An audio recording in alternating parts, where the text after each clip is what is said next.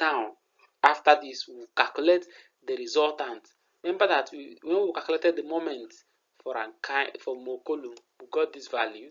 When we calculated the resultant of the force, we got this value. So if we divide this over this, we are going to get the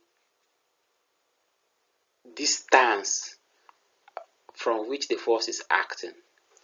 So after this, we have calculated the moment. We have calculated the distance. That's the resultant distance of the force. We've calculated remember we started from calculating the active earth pressure. From the active earth pressure, we calculated the lateral force.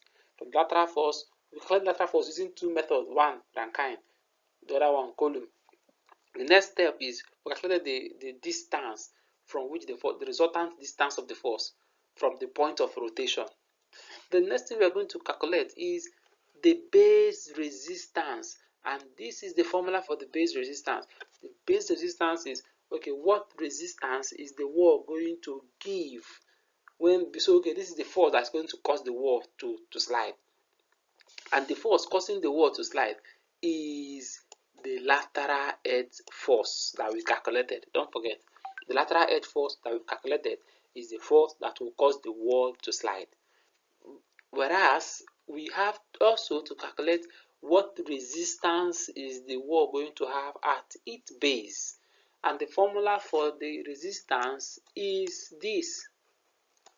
This is the formula for the resistance. So how do we get this? Remember that in the question you are given the frictional resistance of the wall at the existing soil, which we gave as 35 degrees. But to be super conservative, you divide it by 2/3. You do, that is reduction.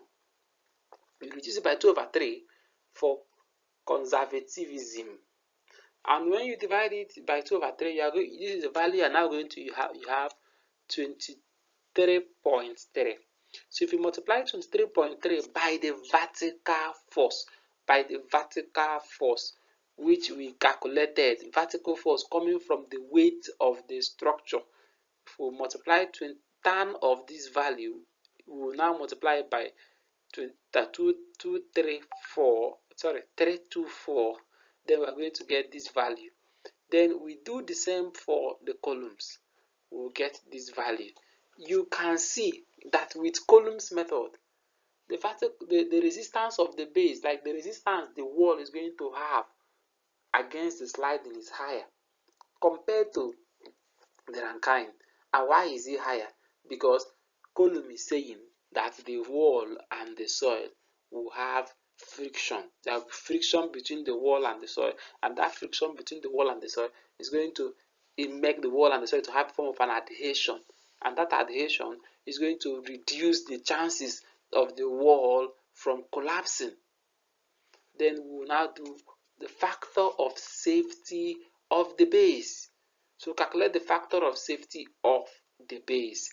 And how do we calculate the factor of safety of the base? We divide the force that is resisting the wall from falling by the force that is going to cause the wall to fall. I come again. Divide the force that is going to resist the wall from falling by the force that is going to cause the wall to fall. And if you do this, we already calculated that this Rankine, we got this value, we use it to divide by 102. If you go back to the other slide, you find that the lateral resistance, horizontal resistance from Rankine method is 102. The horizontal resistance, when we resolved it to the x and y component for the Coulomb's method, is 86.3. So when we divide this by this, we'll get this value, You can see that the Rankine method gives a lower factor of safety compared to the Coulomb's method, because the Coulomb's method gives a higher value of factor of safety. Now, you see here, I wrote that the wall, with the wall friction, that is the Coulomb's method, that's when we consider the wall friction.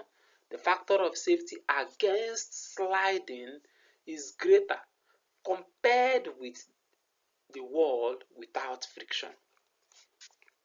So the next thing we are going to say is, okay, we are sure what will happen to the wall in terms of sliding.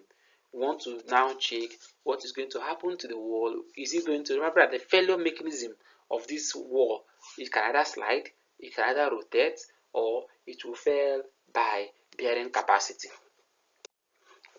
So for us to calculate our value of the rotational stability, we have to calculate the eccentricity. I know you have seen this thing a lot before. Do the value for eccentricity.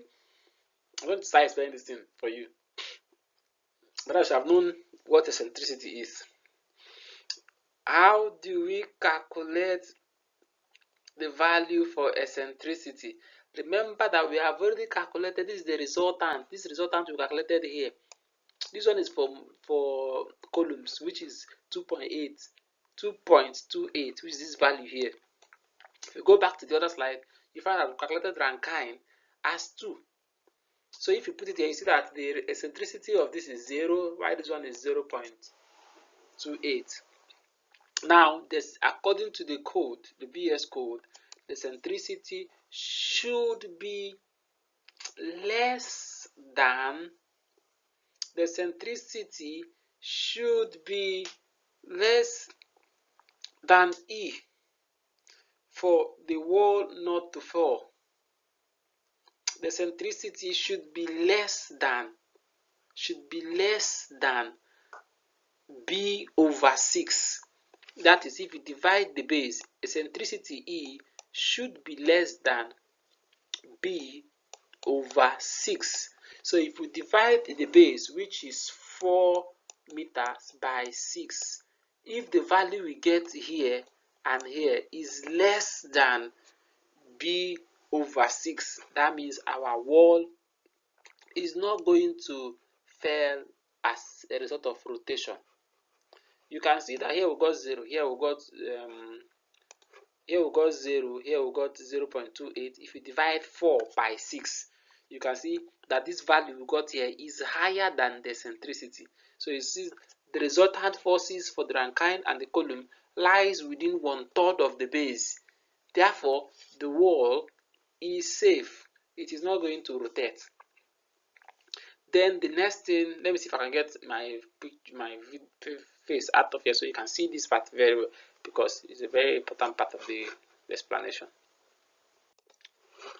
Now, if you look at this very well, you can see that here we already have the formula for calculating bearing capacity, and I have explained this thing for you before.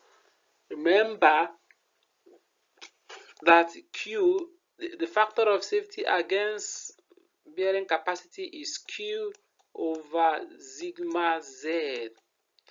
This Q is the bearing capacity of the soil, the bearing capacity of the soil, while this one is the vertical load, the summation of the vertical load in terms of stress, not vertical load in relation to force. Remember that kilopascal is something as Newton per meter squared, Newton per millimeter squared.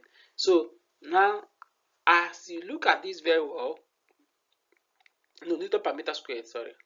As you look at this very well, you can see that this value, this is the formula. There will be no time for me to prove to you how this formula is, but I did this in the class before I traveled. I've done this proof for you in the class. It should be in your notes, but for now I don't think it's necessary. Just know that this is the formula for this. You have already calculated the eccentricity, so the eccentricity you calculated here for Rankine, that's what we're going to use to calculate the Rankine value. This value is the value for the force, which is something as 324. This 324 we used here, this one is the horizontal load in force, like kilonewton, the weight of the wall. That's this is RZ. While this A is the area. So the area we're designing per meter length, We know the value for the base.